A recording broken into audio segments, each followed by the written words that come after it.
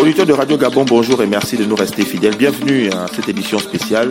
Nous sommes avec le directeur général des douanes et droits indirects, Monsieur Boris Admina, au centre des échanges, la nouvelle vision pour l'attribution des primes au sein des régies financières. En guise de rappel, lors du Conseil des ministres du vendredi 20 novembre 2020, le gouvernement avait opté pour une nouvelle option pour l'attribution des primes. Monsieur le directeur général, bonjour et merci d'être là. Merci d'être avec nous. Bonjour, monsieur Mick Jocelyn Fouba. Mais avant d'aborder le sujet, je tiens d'abord à vous poser cette question. Vous êtes nouvellement nommé à la tête des douanes. Est-ce qu'on peut avoir votre vision de cette administration? Merci de me donner donc l'occasion de décliner donc la vision qu'est la nôtre au regard des bons résultats inhérents à la stratégie nationale de riposte mise en œuvre d'une part et de la perspective de la mise sur le marché de vaccins contre la pandémie de la Covid-19. Notre pays entre à présent dans la phase donc de la relance de son économie. Pour contribuer activement à cette reprise, la vision de l'administration des douanes est de garantir un juste recouvrement des recettes budgétaires tout en facilitant et en sécurisant les flux commerciaux. Donc pour ce faire, monsieur Jocelyn Fouba, notre vision s'articule autour de deux axes. La maximisation des recettes et redonner à notre administration ses lettres de noblesse. Monsieur le directeur général, vous avez effectué récemment une visite de prise de contact au sein des administrations dont vous avez la charge. Qu'est-ce qu'on peut retenir de cette visite? Les visites de prise de contact que j'ai initiées et qui vont se poursuivre dans les autres régions douanières de notre pays avaient plusieurs objets. Le premier, c'est le contexte actuel, qui est un contexte difficile. Nous devons pour ce faire redoubler d'efforts et prendre tous ensemble la locomotive de la performance, car de nombreux défis nous attendent et nous interpellent. La mission qui nous a été confiée par les plus hautes autorités du pays s'articule autour donc des deux axes dont j'ai fait état tout à l'heure, l'optimisation des recettes et redonner à notre administration ses lettres de noblesse. Il fallait donc que je véhicule ce message-là auprès des collègues, auprès des collaborateurs. Il était donc important de fixer le cap, de sorte que chacun soit au même niveau d'information et surtout que chacun sache quelle est la mission qui est désormais la sienne. Il est également important pour nous d'incarner de nouveau la puissance publique, donc dans le domaine d'activité qu'est le nôtre. C'est la raison donc pour laquelle nous comptons remettre au goût du jour notre devise « Honneur et dévouement ». Ce sont là deux qualificatifs forts que nous devons absolument nous approprier et que nous devons incarner au quotidien dans l'exercice de nos fonctions. Monsieur le directeur général, j'ai envie de vous poser cette question au terme de cette première étape de votre série de visites avant d'aller à l'intérieur du pays. Est-ce que la douane gabonaise se porte bien? Très bonne question. Au regard du contexte difficile, le contexte économique et financier difficile, donc qui est venu s'accentuer avec les contre-coups de la pandémie de la Covid-19, je peux aisément vous répondre par l'affirmative. Oui, ça va, parce que, comme en témoigne le niveau de recettes fixé par la loi des finances, nous sommes à près de 80% de liquidation et donc le niveau de recouvrement par le Trésor public.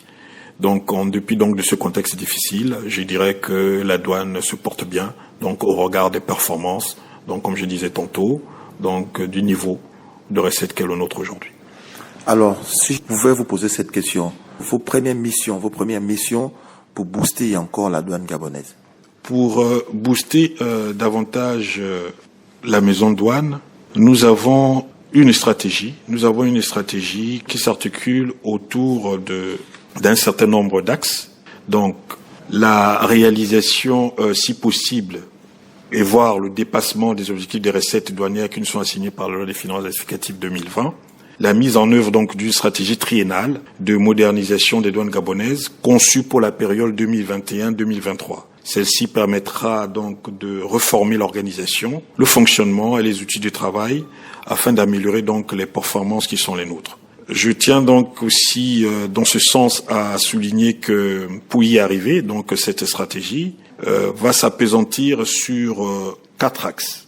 Le premier axe, c'est le renforcement des capacités organisationnelles et fonctionnelles donc de notre administration, l'optimisation donc de la mobilisation et de la sécurisation des recettes par l'utilisation d'un certain nombre d'outils dont le Sidonia Award qui est effectif depuis la fin de l'année 2019 et la gestion de la chaîne logistique internationale.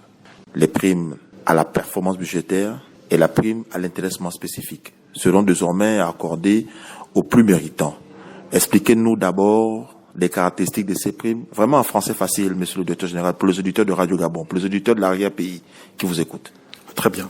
Encore une fois, cette opportunité, nous l'apprécions grandement. Nous nous donne l'occasion donc d'éclaircir un certain nombre de points, de sorte que tout le monde ait le même niveau d'information. Au regard donc de la persistance des mouvements sociaux et soucieux donc de garantir la paix sociale, réunir donc les conditions d'une relance de notre économie, les plus hautes autorités du pays, en tête desquelles le président de la République chef de l'État, son Excellence Ali Bongo Ondimba, ont procédé lors du Conseil des ministres en sa séance du vendredi 20 novembre 2020 à l'adoption donc de 2 décrets. Le premier fixant les modalités d'évaluation et d'attribution de l'intéressement spécifique, donc servi aux agents des administrations des douanes, des impôts, du Trésor et des hydrocarbures, et le second texte instituant une prime à la performance budgétaire.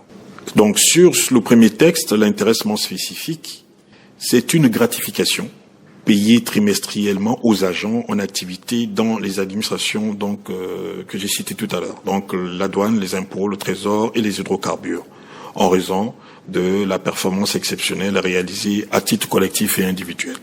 Concernant donc le deuxième texte, donc instituant la prime à la performance budgétaire, il faut entendre par là, l'objet est de récompenser la performance individuelle et le rendement collectif produit dans le cadre de la réalisation des objectifs des recettes budgétaires assignés chaque année par la loi des finances. Donc si le premier texte vise le dépassement des objectifs, le second texte, lui, il vise à récompenser l'atteinte de ces mêmes objectifs. Donc l'adoption de ces textes témoigne donc de la volonté du président de la République chef de l'État, son Excellence Ali Bongo Ondimba, de garantir la sérénité au sein des régies financières, tout en s'assurant d'une juste rétribution des avantages liés à la performance donc des agents de notre secteur d'activité. Il convient par ailleurs de rappeler que ces 2 textes sont fondés sur des principes édictés par le président de la République, à savoir le mérite, l'équité et la transparence. Voilà, Monsieur Jocelyn Foubas, les quelques précisions que je peux apporter concernant ces 2 textes. Est-ce que cette nouvelle méthode est réalisable, Monsieur le Directeur général? Ce qu'il faut dire, pour répondre à votre question, c'est que le secteur public, jugé rigide et peu innovant, est peu à peu enjoint à s'inspirer du contrôle de gestion des grandes entreprises, notamment privées, notamment à travers des indicateurs d'activité et de performance. Chaque changement, en réalité, de stratégie, nécessite un temps d'adaptation. Mais il faut que nous soyons tous en phase et que nous réfléchissions aux meilleurs moyens de développer la dite stratégie afin d'atteindre les résultats probants. Donc, pour répondre à proprement parler à votre question, je dirais que il va être mis sur pied donc des mécanismes d'évaluation en interne qui vont s'articuler autour de 3 étapes. La première étape, c'est l'élaboration proprement dit donc des indicateurs de performance. Nous allons nous y atteler. La deuxième étape, c'est la mise en place donc d'une culture de contrôle de gestion. Comme je le disais tantôt, il faut désormais que nous soyons arrimés à la nécessité de toujours accroître davantage nos performances, donc notre rendement. Et la troisième étape, c'est la digitalisation. Voilà donc les 3 étapes constitutives du mécanisme d'évaluation qui vont permettre de rendre réaliste la mise en application pratique donc des mesures qui vont se matérialiser par la juste rétribution du travail des uns et des autres. Monsieur le Directeur général, pourquoi ces mesures interviennent durant la grève au sein des régies financières? Est-ce que c'est pas pour casser le mouvement de grève ou bien c'est pour installer la clarté dorénavant au sein des régies financières? Je dirais que le timing qui caractérise l'adoption de ces 2 textes n'a pas en réalité pour objet de casser un quelconque mouvement syndical ou un mouvement social. Vous savez, l'activité syndicale c'est un droit constitutionnel reconnu notamment à travers la loi 1892. Voilà, donc c'est un principe républicain. Ce n'est pas donc du tout l'approche qui est retenue, qui est celle de casser un quelconque mouvement syndical, mais bien au contraire, il s'agit donc à travers ces deux textes donc de mettre en avant, de mettre toujours en perspective le triptyque mérite, équité et transparence, de telle sorte que chacun de manière individuelle et de manière collective aussi puisse désormais avoir la juste rétribution du travail qui est le sien. Monsieur le directeur général, est-ce qu'auparavant, ce triptyque n'existait pas au sein de la douane gabonaise, par exemple? Dire qu'il n'existait pas, il existait, mais il n'était pas généralisé dans le sens que ces primes-là étaient automatiquement attribuées, que l'on soit, par exemple, à son lieu de travail ou pas. Donc, au regard de la situation du contexte économique et financier que nous connaissons, vous comprenez aisément qu'il fallait que l'on revienne aux fondamentaux, qui sont celles de payer, de rétribuer à sa juste valeur chaque agent des régies financières. Donc, ce n'est pas vrai que de dire que cette triptyque-là n'existait pas. Elle existait, mais dans son application effective, ça laissait parfois quelque peu à beaucoup d'interprétations. C'est la démarche qui est désormais la nôtre, qui est celle des plus hautes autorités, est de revenir aux fondamentaux, donc de toujours mettre en avant ce triptyque mérite, équité et transparence. Désormais, ce triptyque va animer notre travail au quotidien. Monsieur le directeur général, nous allons revenir sur ce triptyque, nous allons le décortiquer pour expliquer plus amplement aux auditeurs de Radio Gabon le mérite. C'est quoi le mérite? Et comment vous allez mettre ça en lumière? Très bonne question. Le mérite, il s'agit d'inciter les agents publics à la performance et de les récompenser en cas d'atteinte ou de dépassement des objectifs préalablement fixés. Donc, dans le cas de figure de l'administration des douanes, dans les objectifs fixés par les lois des finances. Donnez-nous un exemple concret. Lorsque la loi des finances est adoptée par le Parlement, il y a le volet ressources et le volet dépenses. Concernant le volet ressources, il y a donc les ressources propres, les ressources internes, et il y a également un autre volet, les ressources d'emprunt, par exemple. Concernant les ressources propres, ce sont généralement les droits et taxes. Et dans le cas de figure de l'administration qu'est la nôtre, ce sont les droits et taxes de douane. Donc la loi des finances nous fixe chaque année un niveau que nous devons atteindre dans le cadre de la loi de finances rectificative 2020. Cet objectif a été fixé à 263 milliards. Donc si nous atteignons un niveau de recette au 31 décembre 2020 de 263 milliards, là, effectivement, nous avons atteint l'objectif de recette fixé par la loi des finances. Si nous dépassons les 263 milliards, si nous réalisons 270 milliards, là, le gap au-dessus, nous avons surperformé parce que nous avons non seulement atteint le niveau de recette, mais nous l'avons largement dépassé. Donc c'est dans ce cadre-là que s'inscrit donc les deux primes. La première prime, donc la PPB, la prime de performance budgétaire, si nous atteignons donc le niveau de recette fixé par la loi des finances, et la seconde prime, si nous dépassons le niveau de recette fixé par cette loi des finances. Voilà donc à quel niveau s'inscrit donc le mérite, donc lié à l'atteinte des objectifs et à son dépassement. L'équité. Au niveau de l'équité, monsieur le directeur. Au niveau de l'équité. Donc à ce niveau, c'est fini le copinage. Fini le copinage et la rigueur. Vous méritez ce que vous devez avoir en fonction de votre travail. Expliquez-nous un peu. Ce sont les instructions des plus hautes autorités de la République, en tête desquelles le président de la République, son Excellence Ali Bongo Ondimba, qui a toujours à l'esprit de donner aux Gabonais ce dont ils ont droit. Et pour ce faire, l'équité est au centre de cette préoccupation présidentielle. L'équité, donc, à travers la prise en compte des critères objectifs qui vont de la performance globale de l'administration dans l'atteinte donc des objectifs dont nous avons fait état tout à l'heure, aux éléments individuels tels que l'assiduité. Voilà donc à quel niveau intervient l'équité. La troisième composante, donc, la transparence. Il s'agit donc, à travers ces deux textes, d'instituer donc davantage la bancarisation systématique du paiement de ces primes, donc qui constitue donc cette bancarisation un élément de transparence et de traçabilité des opérations qui seront réalisées dans le cadre du nouveau mécanisme de gestion des primes. Cette bancarisation permettra donc de ne plus manipuler des sommes d'argent, de telle sorte qu'il n'y ait plus de plainte en la matière, parce que celui qui a droit à un montant donné correspondant à sa performance, ce montant d'argent, donc cette prime, sera mis à sa disposition via son compte bancaire. Donc ici, vous voyez très bien que les deux textes qui font donc l'objet de notre entretien de ce jour vont donc permettre donc d'accentuer cette transparence-là. Monsieur le directeur général, je reviens au niveau de la transparence. Est-ce que pour que la transparence puisse exister, il faut uniquement bancariser ceux-là qui vont bénéficier des primes? Est-ce qu'il n'y a pas autre chose? Non, il n'y a pas autre chose. Comme je vous disais, la transparence ici, chacun doit être désormais responsable. Chacun doit être responsable au niveau qui est le sien. Lorsque un agent a un niveau de performance donné, ce niveau de performance doit correspondre à une rétribution. Et cette rétribution lui est due et doit lui parvenir sans qu'il n'y ait un quelconque obstacle. Et donc cette bancarisation va permettre donc de nous assurer de cela.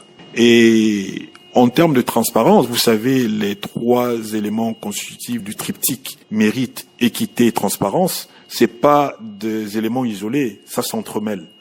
Ici, lorsque des critères objectifs sont déterminés, sont fixés pour évaluer la performance d'un agent, il y a aussi également un volet transparence. Très bien, monsieur le directeur général. Donc à ce niveau, fini le copinage, juste le mérite et seulement le mérite. Juste le mérite et seulement le mérite, dans l'équité et la transparence. Telles sont les instructions des plus grosses autorités du pays, sacralisées désormais par l'adoption de ces deux textes. Monsieur le directeur général, comment comptez-vous faire accepter cette nouvelle vision auprès de vos collaborateurs, auprès des agents des douanes gabonaises? Vous savez, je vais prêcher pour ma chapelle. Je vous dirais que je suis avant tout un douanier et mes collègues, mes collaborateurs, nous nous connaissons.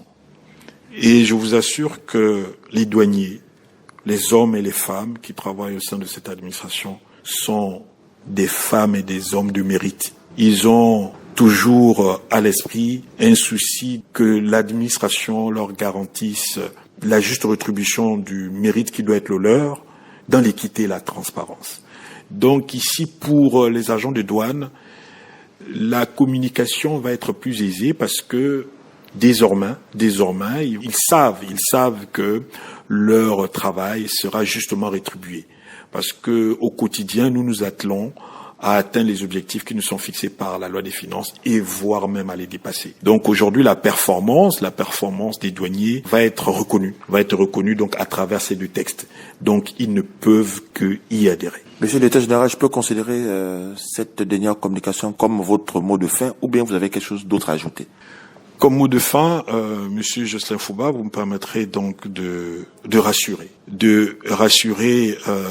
les collègues douaniers en leur disant que le souci premier encore une fois de la plus haute autorité de la République, c'est de garantir la juste rétribution du travail qu'ils font au quotidien.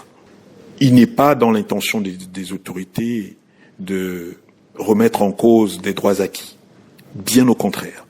Il s'agit pour les plus hautes autorités du pays, donc de mettre toujours en perspective le triptyque mérite, équité et transparence, qui sont des valeurs que tous les douaniers ont en commun à travers notre devise honneur et dévouement. Cette devise honneur et dévouement, c'est quelque chose que nous avons tous douaniers en commun. L'adoption de ces deux textes, donc de ces deux décrets lors du Conseil des ministres du 20 novembre 2020, ne vient que nous rendre justice. Donc, mes chers frères et sœurs douaniers, nous devons nous approprier ces nouveaux textes de telle sorte que nos performances aillent toujours de l'avant et que la juste rétribution de travail que nous abattons au quotidien soit donc reconnue à travers donc ces différentes primes et à travers la reconnaissance de nos concitoyens, de nos compatriotes, qui désormais sauront que les douaniers, chaque jour, font du mieux qu'ils peuvent, se surpassent pour dépasser les objectifs qui leur sont assignés par la loi des finances, de telle sorte que l'État ait toujours à disposition les ressources nécessaires pour faire vivre et pour faire fonctionner correctement notre pays et assurer son développement. Merci beaucoup, monsieur le directeur général. Je rappelle aux auditeurs de Radio Gabon que nous étions avec le directeur général des douanes et droits indirects, Boris Admina. Nous sommes largement revenus sur les critères d'attribution des primes. Nick Jocelyn Fouba, c'est moi, à la prochaine. Merci, monsieur Jocelyn Fouba.